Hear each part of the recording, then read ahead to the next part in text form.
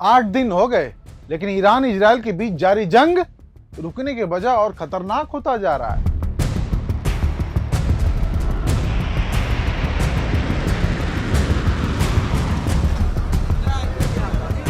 दोनों में से कोई भी झुकने को तैयार ही नहीं। इजराइल ने जहां ईरान के परमाणु ठिकानों पर हमले किए, तो ईरान ने जवाब में इजराइल पर सैकड़ों बैलिस्टिक मिसाइलें और ड्रोन दाग दिए।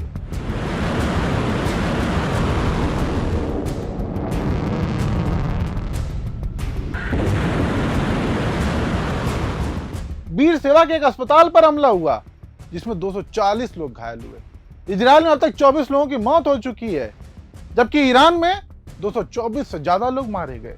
ये जंग अब सिर्फ सैन्य ठिकानों तक सीमित नहीं रह गया है, बल्कि आम लोग भी इसकी चपेट में आ रहे हैं। लेकिन इस बीच न्यूयॉर्क टाइम्स की जो रिपोर्ट ने खुलासा किया है, वो चौंकाने वाला है।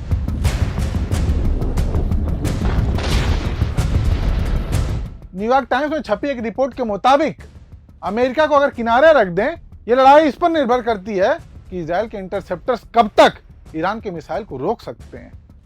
न्यूयॉर्क टाइम्स के 5 संवाददाताओं ने एक रिपोर्ट तैयार की, जिसमें कहा गया कि इजराइल के पास दुनिया के बेहतरीन मिसाइल इंटरसेप्टर्स का एक बड़ा स्टॉक है, लेकिन उसकी तादाद इतनी नहीं है कि लंबी लड़ाई में कई दिनों तक लगातार इसका इस्तेमाल करता रहे। इस रिपोर्ट में यह भी बताया गया कि सिर्फ 2 फैक्टर हैं जो इस लड़ाई का अंजाम तय कर सकते हैं।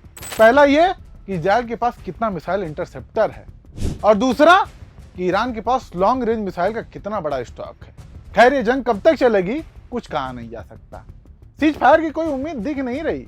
ईरान को ट्रंप की तमाम धमकियां आई, लेकिन ईरान झुकने को राजी नहीं, जिसके बाद व्हाइट हाउस से बयान आया कि 2 हफ्ते बाद ट्रंप फैसला लेंगे कि ईरान इजराइल जंग के बीच क्या करना है।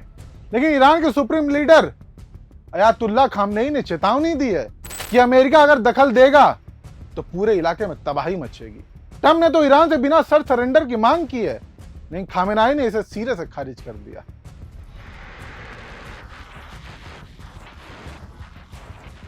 वहीं इस जंग में अमेरिका दखल दे, उससे पहले चीन और रूस ने बड़ा बयान दे दिया है। शी जिनपिंग और पुतिन की बात हुई, जिसके बाद दोनों देशों ने साफ कर दिया कि अगर अमेरिका ईरान पर हमला करता है तो परमाणु युद्ध तय है।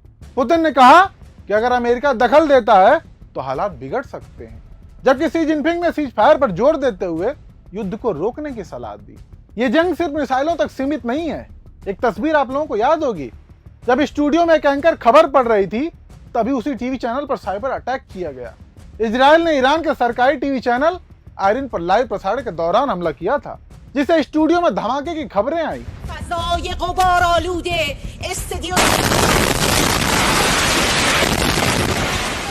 इजरायली हैकर्स ने ईरान के बैंकों और क्रिप्टो एक्सचेंज से लाखों डॉलर की डिजिटल संपत्ति लूट ली। वहीं दूसरी तरफ ईरान ने इजराइल की चैनल 14 न्यूज स्टेशन को निशाना बनाने की धमकी दी है। साथ ही ईरान ने अपने इंटरनेट पर अस्थायी प्रतिबंध भी लगा दिए, जिसे देश लगभग पूरी तरह डिजिटल ब्लैकआउट में है। इस जंग का असर अब वैश्विक स्तर पर भी दिखने लगा है।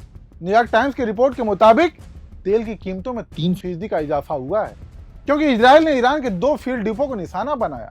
हाइफा में इजराइल का तेल रिफाइनरी और ईरान का साउथ पार्क गैस फील्ड, वो भी हमलों की चपेट में है। ऑस्ट्रेलिया और चेक रिपब्लिक ने तेहरान में अपने दूतावास बंद कर दिए। 12,000 से ज्यादा ईरानी तीर्थयात्री सऊदी अरब में फंसे हुए हैं, क्योंकि उड़ानें रद्द हैं। और हाँ, भारत ने भी इजराइल में रहने वाले अपने नागरिकों के लिए एडवाइजरी जारी की है। ऐसे में जंग अब सिर्फ 2 देशों की नहीं, बल्कि पूरी दुनिया को अपनी चपेट में ले रहा है। ऐसे में देखना ही होगा कि ये जंग आगे क्या रूप लेता है।